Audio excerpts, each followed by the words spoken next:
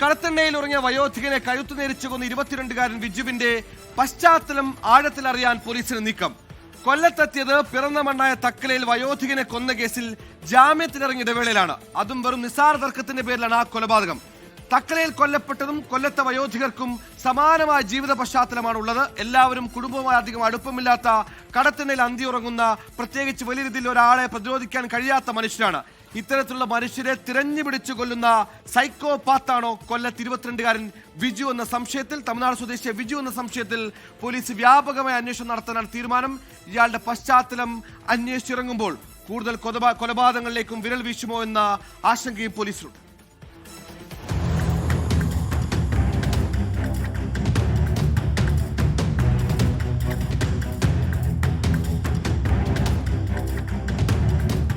തക്കലയിൽ വയോധികനെ കൊലപ്പെടുത്തിയ കേസിൽ റിമാൻഡിൽ കഴിഞ്ഞ് പുറത്തിറങ്ങിയതാണ് വിജു സുരേഷ്.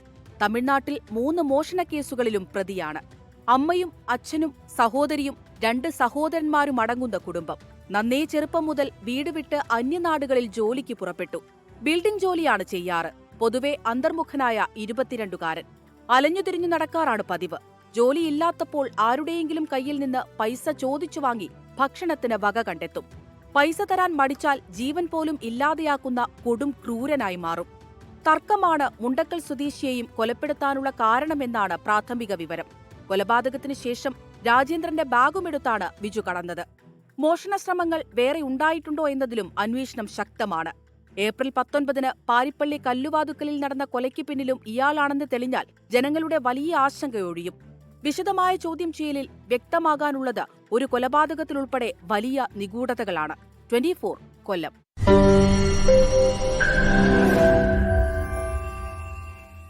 ലോകത്തെവിടെയായാലും ഏത് സമയത്തും 24 വാർത്തകളും ഓഗ്മെന്റഡ് റിയാലിറ്റി പാക്കേജുകളും എക്സ്പ്ലെയിനറുകളും വിശദമായി കാണാൻ ഞങ്ങളുടെ യൂട്യൂബ് ചാനൽ നിങ്ങൾക്ക് സബ്സ്ക്രൈബ് ചെയ്യാം.